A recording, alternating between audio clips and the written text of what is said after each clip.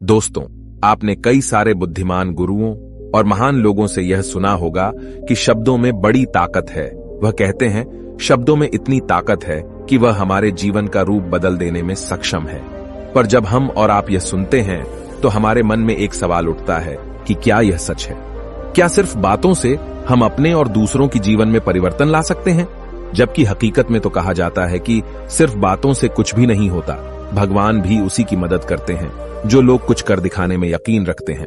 तो सिर्फ शब्दों से बदलाव कैसे आएगा? तो अब इस हालत में हम किसकी सुने? हम क्या करें? क्या हम बातों और शब्दों पर ध्यान देना छोड़ दें और सिर्फ कर्मों पर ध्यान दें?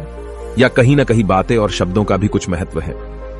अगर आप भी अपने जीवन में कभी न कभी इस द्विविधा में फंसे हैं तो आज की यह वीडियो आपके लिए बनी है।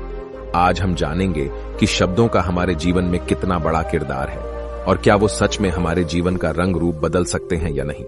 तो चलिए शब्दों की दुनिया में साहसी यात्रा पर निकलें और जानें कैसे शब्दों का जादू हमें अपनी ओर खींचता है और हमें बांधता है, और कैसे केवल शब्दों से हमारा पूरा जीवन एक नया रूप ले सकता है। क्योंकि हमारी बातें एक इंसान को बना भी सकती हैं और बिगाड़ भी सकती हैं। दोस्तों, लेकिन कहानी शुरू करने से पहले मेरी एक छोटी सी रिक्वेस्ट है आपसे, कृपया इस वीडियो को लाइक कर दे।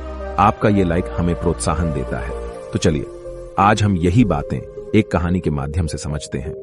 दोस्तों, एक नगर में एक महान बौद्ध भिक्षु रहा करते थे। वह बहुत ज्ञानी थे और बहुत ही शांत स्वभाव के थे, और उनकी यह बात ही उनकी विशेषता भी थी। एक बार की बात है, बौद्ध भिक्षु नगरवासियों को उपदेश दे रहे थे। बौद्ध भिक्षु कह रहे थे कि शब्दों में जीवन बदलने की शक्ति होती है। अपने शब्दों से जीवन बदलो। हम जो भी शब्द अपने लिए या दूसरों के लिए कहते हैं या जो भी बातें करते हैं उस पे हमें ध्यान देना चाहिए। इतना कहकर बौद्ध भिक्षु ने अपना उपदेश समाप्त किया और वहां से चले गए। एक दिन वह बौद्ध भिक्षु एक मार्ग से होकर गुजर रहे थे। उसी मार्ग से एक युवक होकर गुजर रहा था। उस युवक ने जब उन बौद्ध भिक्षु को देखा तो वह जोर जोर से हंसने लगा और कहने लगा, अरे साधु महाराज, आप तो ढोंगी है। आपके उपदेशों में यह कहने से कि शब्दों में बड़ी ताकत है, आपकी बात सत्य नहीं हो जाएगी। ये सब सिर्फ बातें हैं। भला ऐसे कैसे हो सकता है कि शब्दों से हमारा जीवन बदल सकता है?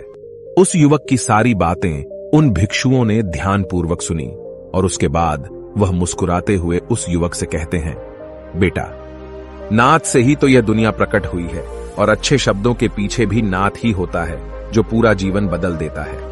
वह बौद्ध भिक्षु उस युवक से कहते हैं, देखो, मैं तुम्हें अपने अनुभव से बता रहा हूं, लेकिन फिर भी तुम्हें यकीन न हो तो तुम इसे खुद आजमा कर देख सकते हो। उन बौद्ध भिक्षु की यह बात सुनकर युवक थोड़ा सा गंभीर हो गया। उसने काफी देर सोच विचार किया और उसके बाद उन बौद्ध भिक्षु से कहता है, हे गुरुवर, अगर ऐसी बात है तो आप मेरे साथ चलिए।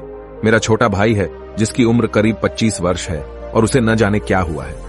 वह करीब 3 वर्षों से कुछ भी नहीं करता, बस लेटा रहता है। दिन भर वो कुछ न कुछ सोचता रहता है। उसकी यह हालत देखकर हम सब बहुत परेशान हैं। माता पिता भी बहुत चिंतित रहते हैं। हम सब ने कई तरीके अपनाए, कई योजनाएं अपनाई, लेकिन कुछ भी काम नहीं आया। हमने कई बार उससे बात करने तक की कोशिश की, लेकिन वह हमसे कुछ भी नहीं कहता। परिवार का हर एक सदस्य पूरी तरह से थक चुका है, हार चुका है। आखिर वह क्या करना चाहता है, किसी को कुछ नहीं पता। तो हमारे शब्दों से उसका जीवन क्यों नहीं बदला? और जैसा कि आप कह रहे हैं कि शब्द सचमुच जीवन बदल सकते हैं, तो क्या आप मेरी मदद करेंगे? इस पर बौद्ध भिक्षु मुस्कुराते हुए उस युवक के साथ चल पड़ते हैं। वह युवक उन बौद्ध भिक्षु को एक खेत में ले जाता है और अपने भाई की तरफ इशारा करके कहता है, हे गुरुवर, यही मेरा भाई है जो पूरे गांव में आलस और मक्कारी के लिए मशहूर है। आप कहते हैं कि शब्दों में वह शक्ति है जो हमारा जीवन बदल सकती है। तो क्या आपके शब्द इसका जीवन बदल सकते हैं? अगर यह सत्य है तो आप इसका जीवन बदल कर दिखाएं। उन बौद्ध भिक्षुओं ने उस युवक के भाई को ध्यानपूर्वक देखा। वह एक पेड़ की छांव में आराम से सो रहा था। जब बौद्ध भिक्षु उस युवक के भाई के पास पहुंचे और आराम से उसके सर पर हाथ फिराते हुए कहते हैं, उठो बेटा, बहुत देर हो चुकी है। ये सोने का समय नहीं, ये तो जागने का समय है। उन बौद्ध भिक्षुओं की आवाज सुनकर वह लड़का थोड़ा सा अचरज में पड़ गया। आखिर कौन है जो मुझे इतने प्यार से जगा रहा है?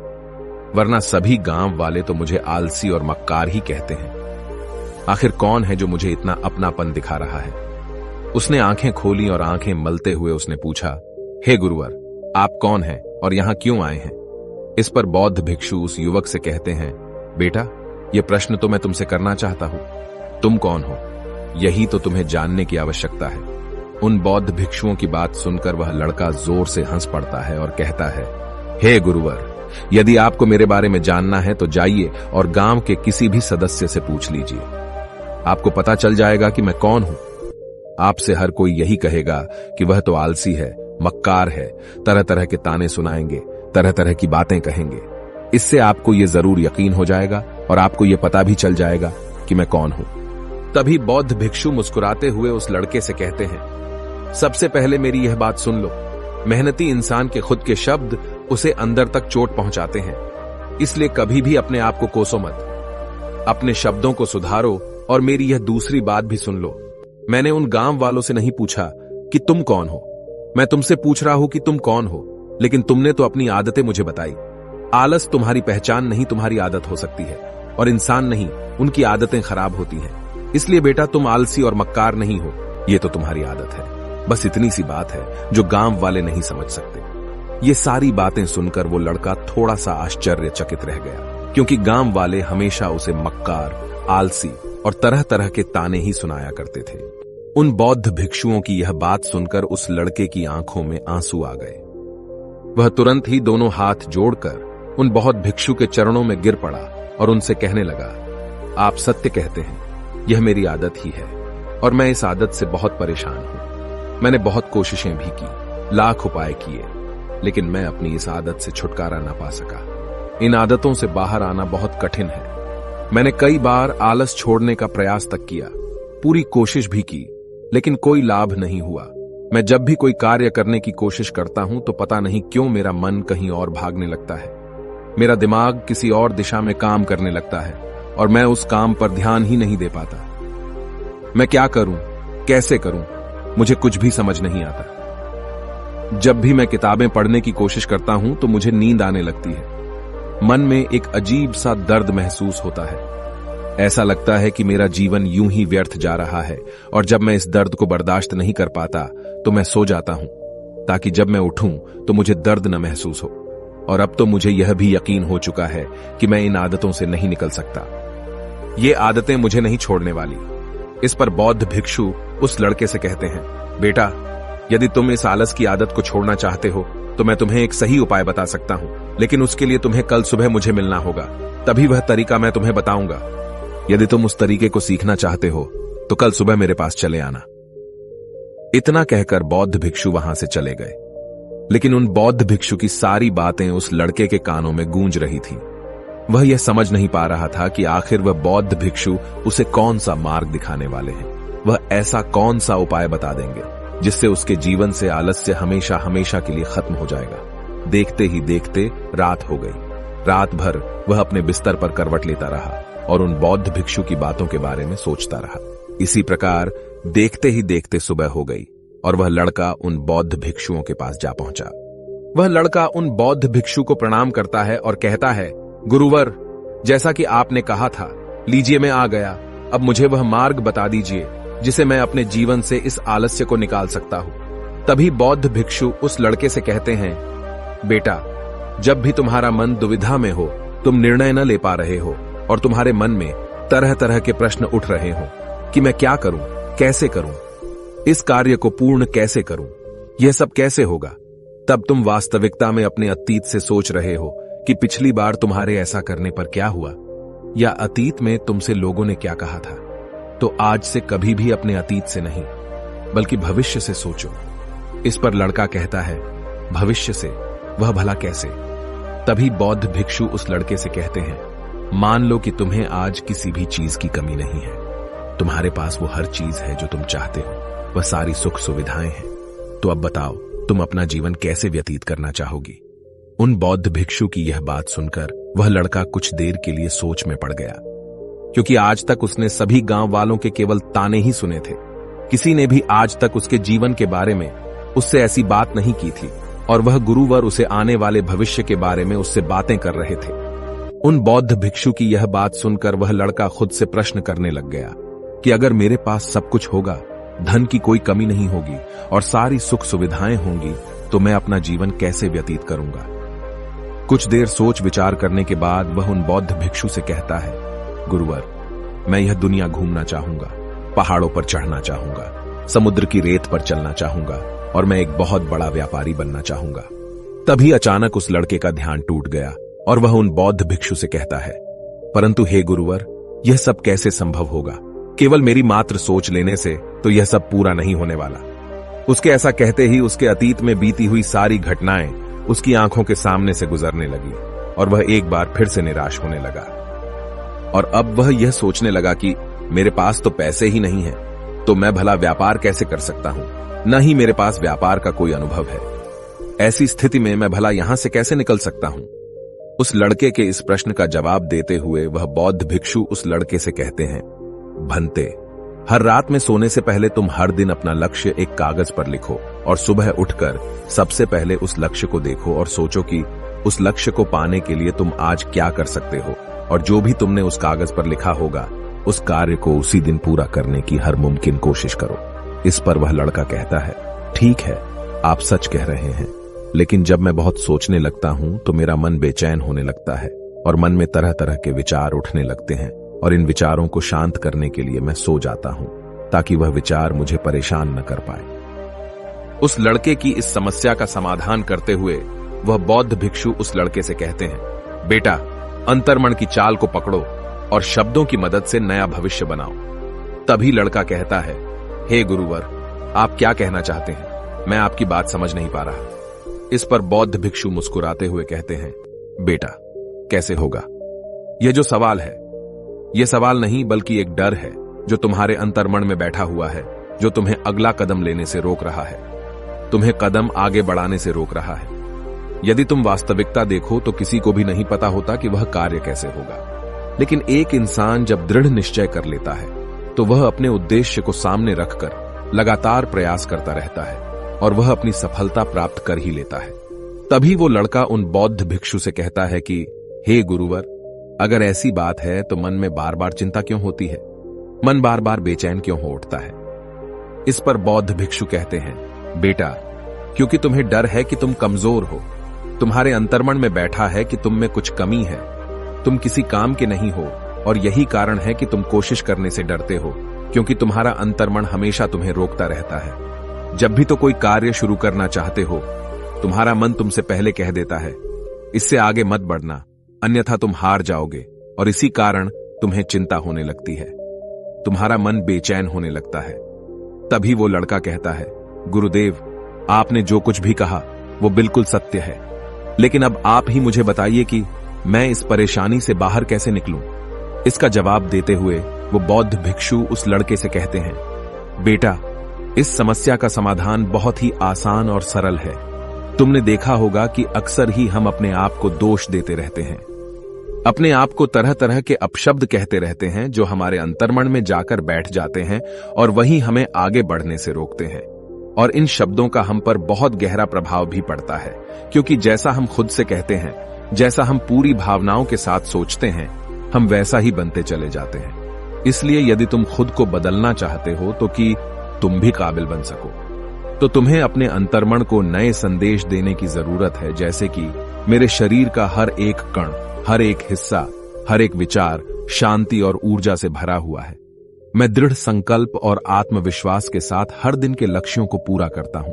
मैं अपने कमजोरी को अभ्यास में बदलता हूं, चिंता को ध्यान में बदलता हूं। मैं उत्साह और ऊर्जा से भरा हुआ हूं, लगातार अपने लक्ष्यों पर काम करता हूं। ऐसे शब्द जब तुम खुद से कहोगे तो तुम शक्तिशाली महसूस करने लगोगे और तुम्हारी सारी चिंताएं खत्म होने लगेंगी, क्योंकि यही शब्दों की ताकत है। वह तुम वही बना देंगे जो तुम खुद से कहोगे। तुम जितनी भावना के साथ यह वाक्य बोलते हो, उसे महसूस करते हो, उतनी ही भावनाओं से यह शब्द तुम पर असर करना शुरू कर देंगे। धीरे धीरे यह शब्द तुम्हारे मन और व्यक्तित्व की सोच का हिस्सा बन जाएंगे। लेकिन मेरी एक बात याद रखना कि तुम्हारा अंतर्मन इतनी आसानी से हार नहीं मानने वाला। जब तुम आगे बढ़ोगे तो मौका मिलते ही वह तुम्हें पीछे खींचेगा। तुम्हारे अतीत के बीते हुए सारे कड़वे अनुभव तुम्हें याद दिलाएगा, ताकि तुम डर जाओ और एक बार फिर से अपने लक्ष्य का पीछा करना छोड़ दो। लेकिन तुम्हें इसकी चिंता नहीं करनी है। उन सकारात्मक शब्दों के कारण तुम्हारा मन सकारात्मक विचारों को स्वीकार करने लगेगा। आगे वह बौद्ध भिक्षु उस लड़के को चेतावनी देते हुए कहते हैं, मेरी एक बात और याद रखना कि तुम्हारा ध्यान आलस्य पर नहीं होना चाहिए, अर्थात तुम्हें कभी आलस नहीं मिटाना, बल्कि तुम्हें एक नए भविष्य का निर्माण करना है, एक नए व्यक्तित्व का निर्माण करना है। तुम्हारा पूरा ध्यान केवल इस पर ही होना चाहिए। उन बौद्ध भिक्षुओं की बात सुनकर लड़का कहता है, ठीक है गुरुवर, आप जैसा कहते हैं मैं वैसा ही करूंगा। तभी वह बौद्ध भिक्षु उस लड़के से कहते हैं, बेटा, अभी तो मैं इस गांव से जा रहा हूं, लेकिन कुछ सालों के बाद मैं वापस आऊंगा। इतना कहकर बौद्ध भिक्षु वहां से चले गए और वह लड़का अपने घर लौट गया। लेकिन अब उस लड़के के मन में तरह तरह के विचार चल रहे थे। वह लड़का यह सोच रहा था कि अगर मैं अपनी मनपसंद जिंदगी जीने लगूंगा, अगर मैं दुनिया घूमने लगा, नए लोगों से मिलने लगा और अपनी पसंद का काम करने लगा, तो मेरी जिंदगी कैसी होगी। उस बात को ध्यान करके उसने एक कागज पर अपना लक्ष्य लिखा और लिखकर सो गया। अगली सुबह जब उसकी आंखें खुलीं तो उसने उस पेपर पर लिखा हुआ लक्ष्य एक बार दोहराया। उसके बाद वह कुछ देर के लिए शांत हो गया। तभी उसे उन बौद्ध भिक्षु की बात याद आई कि तुम अपने लक्ष्य के लिए आज क्या कर सकते हो। उसने खुद से सवाल किया कि मैं आज अपने इस लक्ष्य को प्राप्त करने के लिए क्या कर सकता हूं। तभी उसे एक बार फिर से उस पेपर की तरफ ध्यान दिया। उस पेपर पर लिखा था कि मैं बाजार जाता हूं और लोग व्यापार करने की कौन सी चीजें, कौन से सामान लेकर आते हैं। मैं उन चीजों को देखता, उन चीजों को पता करता व पढ़ने के बाद तुरंत ही बाजार चला गया। वह अलग अलग दुकानों पर बैठा उन्हें देखा, लेकिन उसे कुछ समझ नहीं आ रहा था, क्योंकि लोग अलग अलग व्यापार कर रहे थे, अलग अलग तरह की चीजें और सामान ले रहे थे और किसी ने उसकी कोई मदद नहीं की। वह बहुत उदास हो गया और निराश होकर वापस घर लौट आया। तभी उस लड़के को उन बौद्ध भिक्षु की एक और बात याद आई। शब्दों में बहुत ताकत है और शब्द हमारा जीवन बदल सकते हैं। उसे वह सकारात्मक विचार याद आए। वह उन्हें सुबह शाम दोहराने लगा और अब से वह हर दिन ऐसा ही करता। देखते ही देखते 1 महीना बीत चुका था, लेकिन अब तक उसके जीवन में कोई बदलाव नहीं आया था। अब वह लड़का यह सोचकर निराश होने लगा था कि उसके जीवन में तो कुछ भी परिवर्तन नहीं हो रहा। लेकिन 1 महीने के बाद उसे महसूस हो रहा था कि वह पहले से अच्छा महसूस कर रहा है। उसका दिमाग अब अच्छी तरह से सोच पा रहा है। वह पहले से ज्यादा चलने फिरने लगा है। धीरे धीरे उसे समझ में आने लगा कि जो लोग आगे बढ़ते हैं, महान काम करते हैं, उनकी सोच में कितना अंतर होता है। वे लोग हमेशा शक्तिशाली विचार सोचते हैं। दूसरों की छोटी सोच और डर से वह कभी प्रभावित नहीं होते। जब भी उनके सामने कोई मुश्किल आन पड़ती है तो वह घबराते नहीं, बल्कि उस समस्या का समाधान निकालते हैं। इस समस्या के समाधान पर ध्यान केंद्रित करते हैं और न ही वह कभी किसी का इंतजार करते हैं। वह केवल खुद पर विश्वास करते हैं और तुरंत ही कदम आगे बढ़ाते। जब उस लड़के को ये सारी बातें समझ में आने लगीं, तो उसने भी धीरे धीरे अपने कदम आगे बढ़ाने शुरू किए। उसने बिल्कुल वैसा ही व्यवहार करना शुरू किया। अब से वो कभी खाली नहीं बैठता था। जब भी उसका मन करता, वो बाजार जाता और लोगों के बारे में जानता समझता कि वो किस प्रकार व्यापार कर रहे, कौन से चीजें खरीद रहे हैं और किन चीजों पर उन्हें लाभ हो रहा है। और जब उसका मन करता तो अपने पिता की मदद भी करता था। वो अपने पिता के साथ मंडी में जाता, वहां पर जाकर मोल भाव करता। ते हमेशा कुछ न कुछ सीखने में ही जुटा रहता है। तभी एक दिन गांव में एक मसाले का व्यापारी आया। उसे कुछ पढ़े लिखे नौजवानों की जरूरत थी जो माल की गिनती कर सके और हिसाब रखने का काम कर सके। वह लड़का अपने लक्ष्य को जानता था कि उसे क्या पाना है। उसे समझ में आ गया था कि इस काम से उसे बहुत कुछ सीखने को मिलेगा। बेहिचक उस सेठ के पास पहुंच गया। वह जानता था कि उसे उस काम के बहुत कम पैसे मिलेंगे, लेकिन फिर भी वह उस काम को करने के लिए तैयार था। अब उस लड़के की सोच पूरी तरह से बदल चुकी थी। अब वह बाकी लोगों की तरह नहीं सोचता था। बहुत ईमानदार और समझदारी से काम करता था। देखते ही देखते करीब 3 महीने बीत गए और अब व्यापारी यह समझ चुका था कि नौजवान बहुत ही समझदार है और वह उसे व्यापार में बहुत मदद करता है। इसलिए उस मसाले के व्यापारी ने उस लड़के को अपना सहायक बना लिया। उस व्यापारी ने देखा कि इस लड़के की दिनचर्या सबसे अलग है। ये हर दिन पढ़ता है, लिखता है, सुबह उठकर ध्यान करता है, नई चीजें सीखता है। परेशानी आई तो भी विचलित नहीं होता। ये सबसे सम्मान से बात करता है, सबका आदर करता है। देखते ही देखते 1 साल बीत चुके थे और अब तो व्यापारी उस नौजवान से बहुत खुश था। उसने धीरे धीरे उस नौजवान को व्यापार के सारे गुण सिखा दिए और देखते ही देखते वह लड़का अब एक छोटा सा व्यापारी बन चुका था। और जब उस लड़के के अंदर व्यापार की समझ आ गई तो उसने जड़ी बूटियों का व्यापार शुरू कर दिया और देखते ही देखते केवल कुछ ही वर्षों में उस नगर का सबसे बड़ा व्यापारी बन गया। लोग उसे सबसे बड़े व्यापारी के नाम से जानने लगे। उसकी नाम दूर दूर तक फैलने लगा। करीब 5 वर्षों बाद जब वह वापस अपने घर लौटा तो लोग बहुत हैरान थे। उसे देखकर लोग बहुत अचंभित थे। उसके सारे जानने वालों ने उस लड़के से पूछा, तुम इतना कैसे बदल गए? तब उसने कहा, उन गुरु ने सच ही कहा था, शब्दों से हम जीवन बदल सकते हैं। वैसे आपने आज के इस वीडियो से क्या सीखा हो, मुझे आप कमेंट में जरूर बताइएगा। इसी के साथ में उम्मीद है कि आपको आज की ये वीडियो जरूर पसंद आई होगी। तो इस वीडियो को लाइक और अपने दोस्तों के साथ शेयर भी जरूर कीजिएगा और हमें ऐसे ही सपोर्ट करने के लिए चैनल को सब्सक्राइब जरूर दबा दीजिएगा। तो चलिए फिर मिलते हैं अगली वीडियो में। तब तक के लिए अपना ख्याल रखें। धन्यवाद और नमो बुद्धाय।